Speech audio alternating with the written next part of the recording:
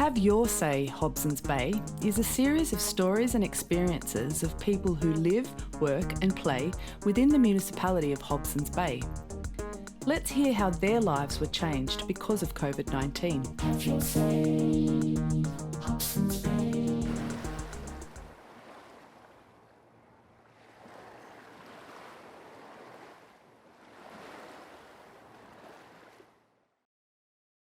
So, hi, I'm Lauren from Nectar Speakers Bank, and I use she, her pronouns. Before we get started, I would first like to begin our session by acknowledging the traditional owners and custodians of the land on which we meet today and pay my respects to their elders past, present and emerging. Sovereignty has never been ceded and it always was and always will be Aboriginal land. So, today we're here with Julie Richards, a Hobsons Bay local. Julie, do you mind sharing a bit about yourself and what interested you about being on our podcast today? Look, I've been a Hobsons Bay local for, a dozen years. I just thought, we all have different COVID stories and I just felt like sharing mine, just might be a different perspective for some people. Yep. So what was, I guess, your experience of COVID? Yeah, look, it was definitely challenging. I'm a school teacher and a librarian. Both of those, went pretty quickly in the lockdown. Being unemployed for a little bit until everything was closed, and initially there was no government subsidies. So while I say it was challenging, I also thought, gosh, I don't have kids. There's only two of us in a house. Actually, there was four of us originally in the first lockdown. So I could definitely see that I wasn't, I wasn't probably having it as tough as others. My dad was also in a nursing home. So, as things started to, ramp up there, there was a bit going on for me and for everyone. Yeah, sounds very difficult. Yeah.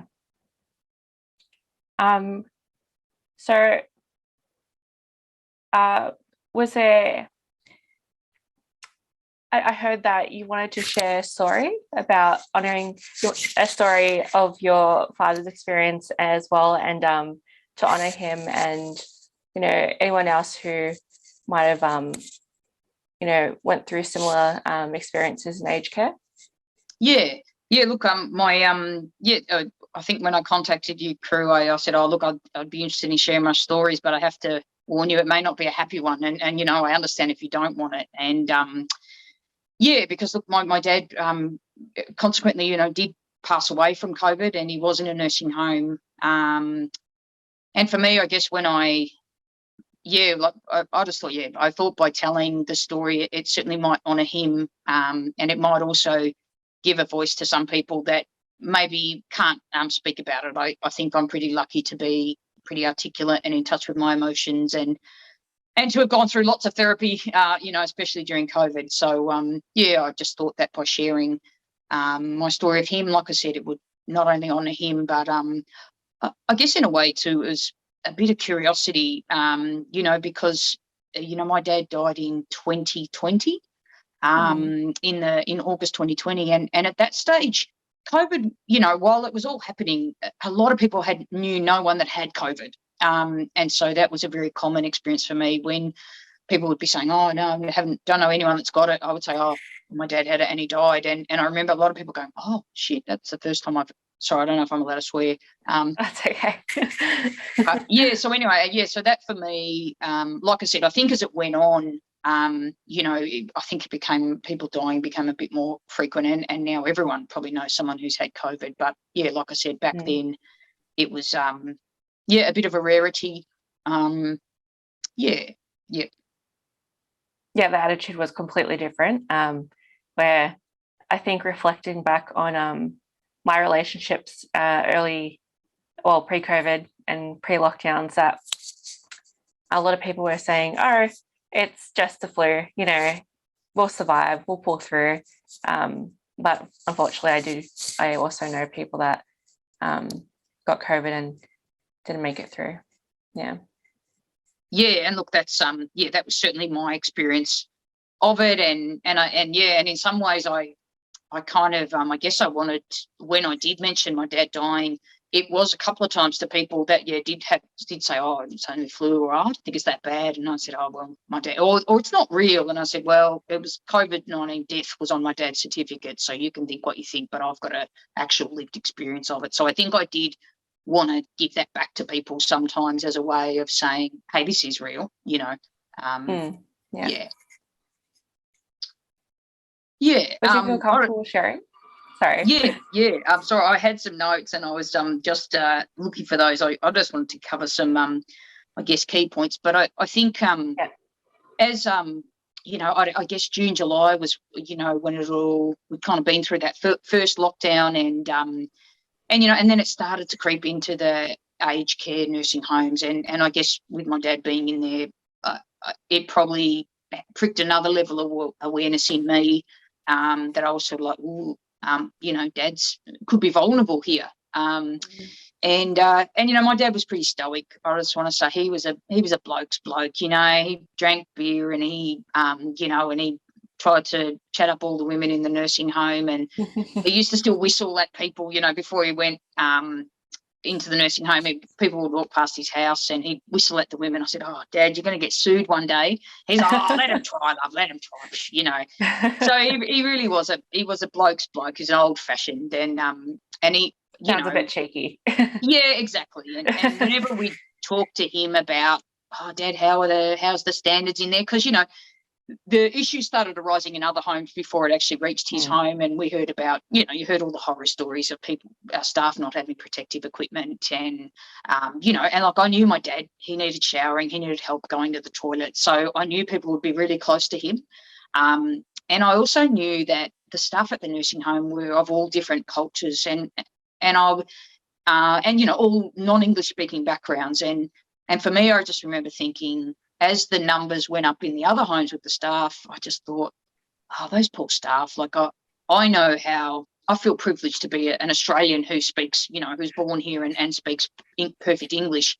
But I just wondered how people who have a job where, you know, they don't speak perfect English, English is not the first language, and they have a job where I don't know how confident they'd feel about speaking up. And so as I saw all the other staff in the nursing homes getting COVID, I kind of became really concerned about what was happening at Dad's place, and I would ring him, and you know, and me and my sister, it's only me, my sister, and my dad, and my sister's two nieces, and we would ring him and go, Dad, how's it all going? You know, are they changing gloves? They're doing, I guess all right, love, don't stress, no, all good, you know. He said, that bloody virus won't get me, don't you worry. And so he was pretty stoic, and then it did.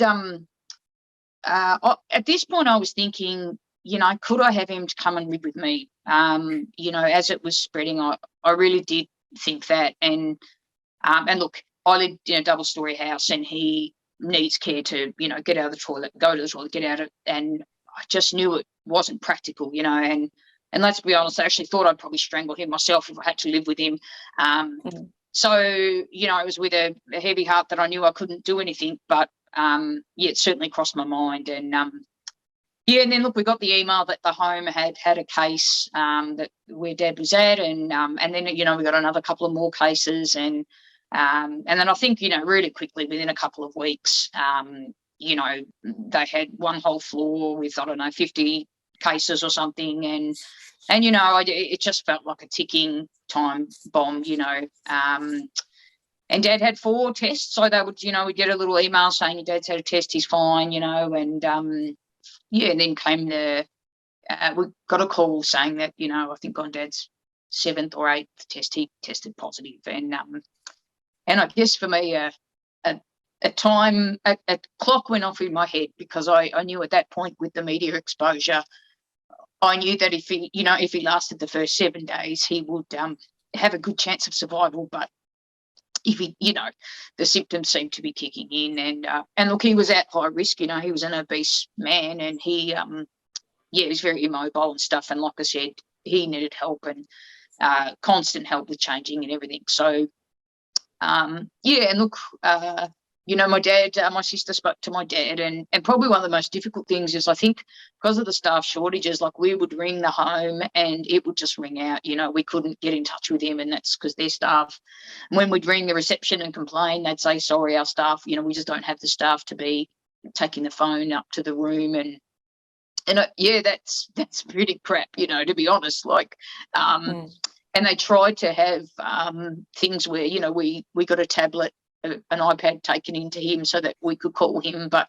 the technology, and poor old Dad, we used to just see his nose hairs more than anything, he'd sort of had this phone thing and he couldn't answer it. And so it felt really disempowering, it was incredibly sad to not know what was happening for him. Not be able to contact him. And I guess there was also a lot of uncertainty. I wondered, how are his living conditions? Is he sectioned off? Is he, how do people take him stuff? How does he get to go to the toilet? And so when my sister spoke, so Monday night he was positive, and my sister spoke to him, and he said, no, love, no, I haven't got it. No, bullshit, that liars, I haven't got it. And Alex said, Dad, I know you've got it. The home has rung me. And he was pretty angry, he was really upset that the home had told us, because I guess he wanted us to just not worry, and I guess that's what dads do. I got to speak to him on Thursday night. I finally got through, and and he seemed healthy. He still told me, bloody virus won't get him, and he's fine, and not to worry. And I don't know if I said to him, Dad, my mum died when I was 9, so that was 37 years ago or something, and my dad always loved her, and he never stopped talking about her and never forgot her. And I said to him, I'd sort of been thinking this throughout the week, that I was thinking that thing of you want to say stuff before they go, and I just said, Dad, I just want to say that Mum would be so proud of you for what you've done and how you've raised me, my sister, and the 2 grandkids, and you have been, he knew. I said, Dad, well, you're a shithouse father to us. You have been the best granddad, and that's what he wanted to be. And I said, Dad, you have been. And I said, I also know that, if it's your time to go, it's like, okay, you can go and be with Mum, and we'll be okay. And he said, I'll kick your fucking ass for saying that. And I said, well, you better live long enough too. So look, they were the last words I said to my dad. We got a call the next morning saying he'd been taken to the hospital with difficulty breathing. And and the doctor said that, look, with his factors of obesity and his age and his general health, it was unlikely he'd survive. And so we asked if we could visit him, and the hospital said, yep, but you'd have to quarantine for 14 days afterwards. And me and my sister talked about this, and she has 2 kids, and we decided she couldn't do it. So I said, I'll do it, because I don't want him to die alone. And so I made plans that day. It was sort of Friday afternoon, and I made plans that day with my partner was going to move out and move somewhere else so that I could live on my own. And I was planning to go in on the Saturday. And I remember that day I was a bit in dread. I was thinking, I don't want to. I'm not sure how I'm going to react to seeing him. I don't know what. I don't know what he's what he looks like, how he's. And so I was scared, I was kind of thinking, what am I thinking? Is it better not to do this because then it won't have the endearing memory? But again, I just thought he can't die alone. That's no one deserves that, And so anyway, we got a call very early the next morning, maybe 5:30 a.m. and saying Dad had passed away in the night. And in a way, I think that was his last gift to us and to me. That I think he might have sensed my tension and my just, how would I cope with it all? And I think in Dad's way, he didn't ever want to worry us, and I really do. I sort of think that was his last gift to me. And yeah, look, I can't really describe it in words. It's obviously we had a funeral to plan. It was all a bit surreal, and it was all a bit unknown too. It was like, what happens to the body? And suddenly, we're sort of dealing with the grief, and my sister has 2 kids, and she had enough stuff going on with them, and so she was just happy for me to plan the funeral. And again, it's nothing we'd ever talked about, you know what I mean? It was but it all sort of arrived, and it was like, yep, I'll do it. Do you want to have any input? No, good, and so some of the stuff that it was like just a bit robotic, really. And stuff like, like with COVID, you can't give some clothes for once he's in the coffin at the hospital, or however it works, they can't open the coffin again because of COVID. And so obviously that has implications for viewings and, burying someone in whatever they were wearing at the hospital. And and look, probably the only good thing about lockdown at that point was I just did all the funeral arrangements by phone and email, and that was probably all I could cope with. I couldn't really string too many sentences together. Look at far out COVID. That's when I felt like, okay, being unemployed, grieving alone, and not being able to see my family, my only remaining family. That's when it felt like the walls were closing in on COVID. That was kind of like, wow, this is shit. So I had some therapy and stuff, because I just don't think I could have survived that time. And I guess there was the COVID. I don't know, when I'd hear things about the parties, people having parties or whatever, I'd just be like, oh my God, I can't believe it. Like, and here I was thinking, am I allowed to drive to my sister's house to see the kids, to comfort them, and then I'd hear people having parties or whatever, and it just became, it was feral. I was feral, and I was enraged, and I stopped just looking at the media, because I just thought it just ramped me up even more, and it felt more unfair than it was, and so I just stopped reading the newspaper, and that, I think that helped a little bit. It just put a bit of a buffer. Planning a funeral with only 10 people, that's again pretty brutal, but I guess everyone knew that, and we just had immediate family, so that was about it. My dad, he set up a plot when my mum died. He got a double plot because he wanted to be buried with her, and again, for little small graces, I remember contacting the funeral, the cemetery, and saying, oh, he wants to get buried, I don't know what happens, so he covered that, so that saved us thousands. And again, I just thought, wow, imagine people that are dealing with this, who are maybe, whether they're different cultures or whatever. I just thought, where do you find $5,000 to bury someone? There's just on top of just the everyday things. And we had the funeral, and it was kind of fitting. I did like I said, Dad, he was a bit of a crap parent at times when we were growing up, but he wanted to be the best granddad, and he was for my 2 nieces, and he loved them, and in it, I remember at one point, I think just before he died, I think the last time I saw him was April, so April 2020, and then he died at the end of August 2020, so we hadn't been able to see him for whatever that is, 5 or 6 months, and he was miserable. He'd say, oh, how are the girls? I just want to, how are the girls doing? And I just wish we could have, sometimes I used to think, why couldn't they just wheel them out to the front or something, or wheel them to the fence, or why couldn't they have put them on, anyway, I guess have all those thoughts. And but yeah, I guess there was a bit of a,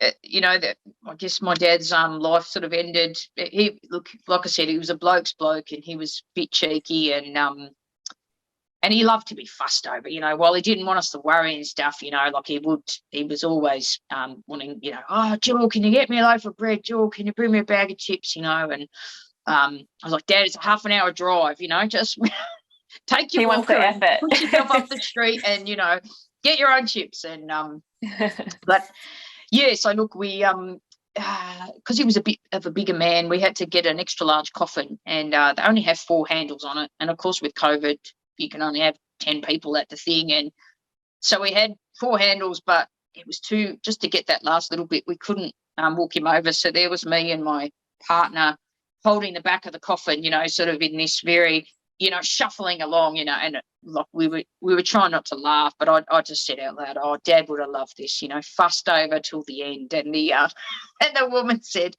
we'll look, and the funeral woman said, oh, we'll look after you, John, he sounds like a ladies' man. And anyway, so as we sort of tried to maneuver to put him in the ground, we nearly dropped him. And there was one point where I had the lid of the coffin, and I just thought, I could just see this going pear-shaped. I thought the lid would fly open, and I just dropped it. I just let go, because I just thought, Anyway, finally, yeah, he sort of got in there, and he buried him with his Magpies hat and his Collingwood supporter. And yeah, no, I sort of thought that's probably a fitting end for Dad, and I thought he would have loved it. He would have been up there pissing himself. Yeah, so yeah, I don't know what else I thought I would say or wouldn't say, but like I said, I felt like I remember the next day. So when he died, I remember the next day the stats came out of X amount, a couple of thousand new cases and 14 deaths, and I remember at that point thinking, oh wow, it's not just 14 deaths today, it's 13 and my dad, and I think that's what made me want to tell my story, because I think that experience has been that for so many people, it just was 60 deaths or 50 deaths, or and I remember in the newspaper once they had some little frame of portrait of of the faces that people that died. And and so I think that's just why I wanted to tell the story, to give him a face and give him a name and a story. He's not just a number, not a statistic. Yeah. It was an actual person. Yeah. Who loved life and loved his kids and his grandkids. And and look, to be honest, I think I thought about on the anniversary of his death, 6 months ago, I had the feeling that Dad would have hated to still be alive, because he just would have hated being caged up and still not able to see the grandkids. And I guess I'm always looking for a silver lining, or something good to come out of something bad. But I kind of thought, I feel like he's still with us. And yeah. I just want to say thank you so much for sharing your story with us, and for anyone who's listening as well. I really hope that they were able to find something relatable from your experience. And you just sound like a very strong person, and you went through hell. I remember reading your key points in the email, and that admittedly it made me cry a little bit. And yeah, it's just completely horrible. Just even the way COVID, I guess, the way it's communicated to us that, the statistics of deaths, that you just feel quite detached from it, and you don't really recognize that these are actually people that have died, and someone's lost their mother, their father, their partner. It not so related, but it reminds me of I think it's a drink driving ads where it's just one person that passes away maybe, but then what if that person's your brother or someone that you love, and then it makes more of that difference. So yeah, for sure. And I know for me, I thought, wow, it's my dad, and fair enough, he was elderly and whatever, but I just thought, wow, imagine if this was my partner, you know, like imagine if it was people that I depend on. And then again, that just gave me a whole new perspective of, you know, when people younger and younger started to die. And I thought, wow, that could be, 40-year-old with kids or young kids or, you know. Yeah, it can be anyone. Yeah. Anyone. Yeah. Yeah. So thanks for giving me the opportunity to, share my story. I really appreciate it. That's okay. Thank you so much for being willing to come onto our podcast. I really appreciate it. Yeah. So, did you want to talk about anything else, or are you happy with how? Yeah, no, I think that's I ended up getting a job and I worked remotely, and then I think as the second time round, like a year on from the first wave, you know, I think we had a couple of small reopenings and stuff, and at least I got some casual work back at the libraries, and that just made all the difference for me, you know, being able to at least get out of the house a couple of half days a week would just help keep my mental health at bay. And I felt like, and I just thought of all the people that couldn't get out at all. And I kind of, I also felt really a bit essential as a librarian. It felt like a bit funny that, it was kind of like, oh, I feel privileged to be able to provide something to people that they can get a story and get an escape.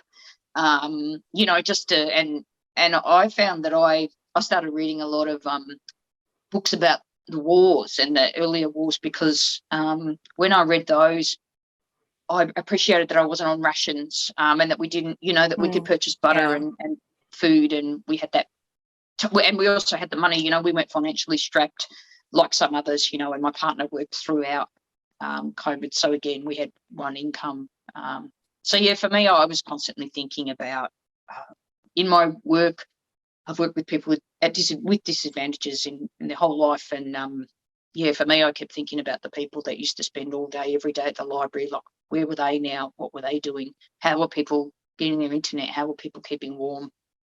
So that was kind of, I felt incredibly privileged, and I loved I don't really use social media, but I found some of the, some of the stories, and I did find some connection with some of the local groups, which was really powerful. And it felt like there was some good things to come out of COVID, and like the parks, like people started using the park again. I live near a park, and it was amazing. It was full, and I set up a tin can string thing with my neighbours' kids. That's cool. For me, I kind of felt like, it was just a throwback to, it was a bit like being 10 years old again when I was young, in the early 80s, back to, no screens and running around playing on the streets. So I guess that was it wasn't all crap in COVID, and hearing about the dolphins that turned up in Venice or wherever they did, and the non-pollution. So that was pretty exciting. And also I just wanted one shout out to my partner. She started she'd read about we decided that the local, our local doctor surgery, they'd set up that page of do what you can to support a doctor, and I went to my doctor and I said, look, is there anything we can do to support you? Like, can we make you some meals, or can we?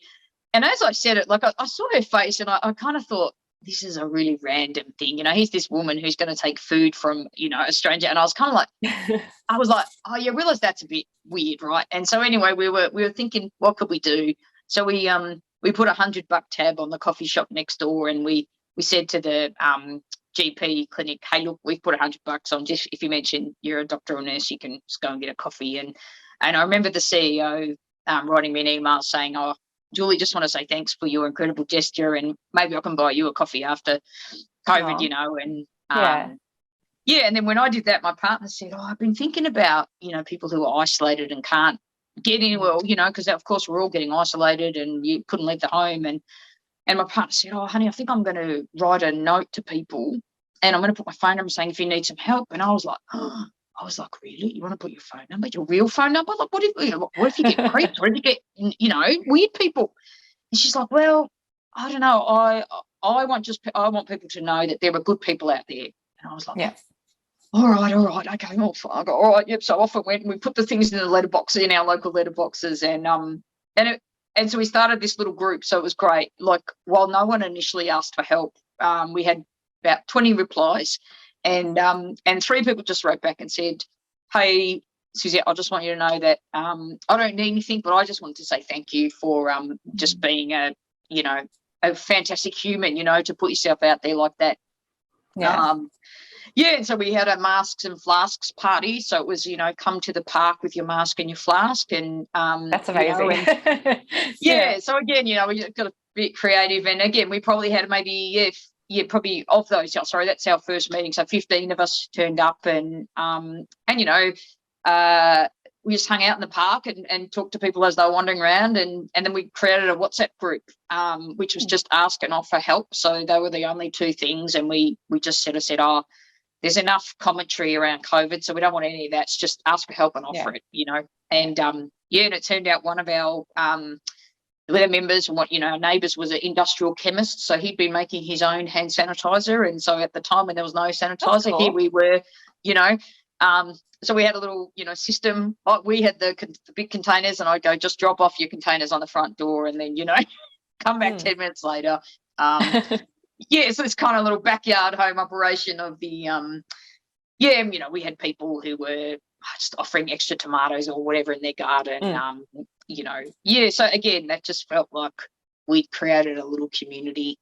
And then one day, sorry, I'll wrap it up. But one day I was riding my push bike down the street back to my house, and there were all these people sitting on the front lawns. Like, it was there were like, I don't know, about 6 people, and they were on their own front lawn in their deck chairs, and they were like, hey, come and join us, like, this is we're the Sunday sippers. So it was a Sunday afternoon. So that from COVID, they had created their own little sip club, and it was funny. I said, oh, okay, no worries, I'll come back, I'll bring my glass. And then I said, oh, do any of you remember getting a flyer in your thing about the mask and the flask party? And they go, oh, yeah. And I said, that was my partner. I just want to say thank you, because when she first told me, I thought I didn't want to attract any weirdos, but you guys seem all right, so I just want to say thank you. And anyway, they were laughing their head off. And then one of the women said, oh, Julie, don't worry, I've got a glass for you. You brought me some spaghetti sauce the other day. And so she put the glass on the driveway, poured in the,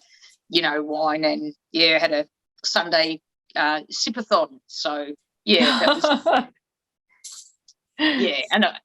So anyway, it was, I felt like we'd created a smaller and stronger community and network than we would have otherwise, you know what I mean? So, I guess that was a saving grace out of COVID.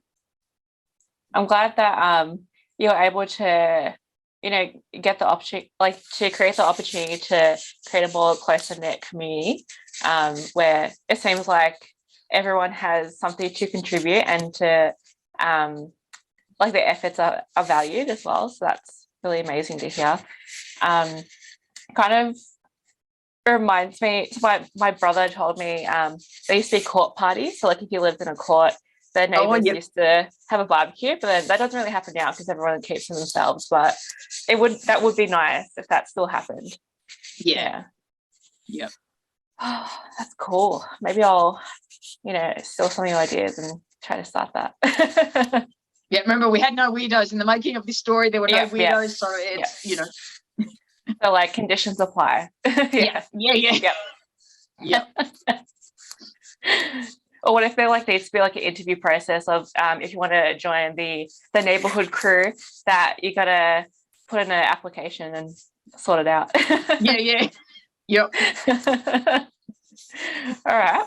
Well, thank you so much for being on our podcast, and thank you so much for sharing your experiences and your stories, and being vulnerable with us. And so that pretty much wraps up our podcast for today. So if anyone listening or watching would like to share their story on our platform or our podcast, you can or learn more about Nectar Speakers Bank. You can connect with us on Facebook, Instagram and Twitter, or you can email us at speakersbank@nectar.org.au, or you can give us a call at 0396877066. Bye for now, and see you next time.